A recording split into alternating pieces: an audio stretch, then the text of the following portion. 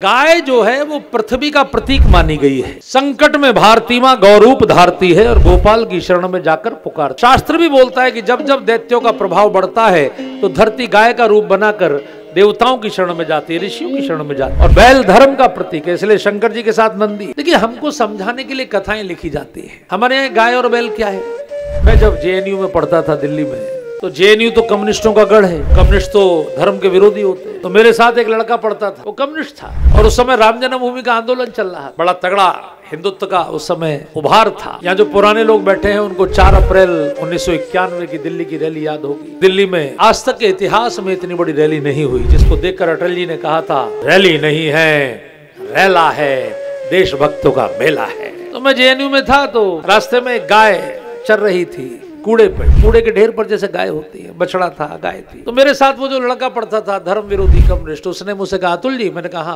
तुम्हारी माता जी, गाय तुम्हारी माता है? मैंने कहा है। बोले कूड़ा खा रही है। ये बछड़ा तुम्हारा भाई है? मैंने कहा है।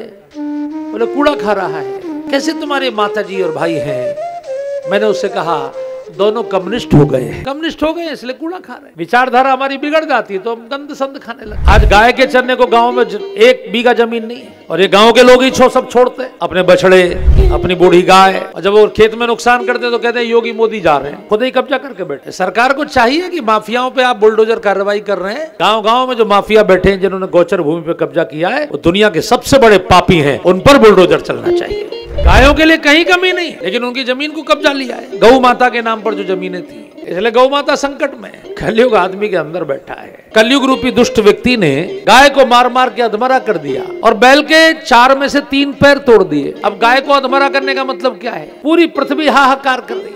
बैल के 4 में से 3 पैर तोड़ दिए। बैल के 4 पैर कौन से होते हैं? दया, शौचम, ये धर्म के 4 चरण हैं, तप, सत्य, दया और पवित्रता। इनमें से एक पैर ऐसा है जिसको कलयुग भी नहीं तोड़ पाया, और उसका नाम है सत्य। क्योंकि सत्यमेव जयते, सत्य को कोई समाप्त नहीं कर सकता।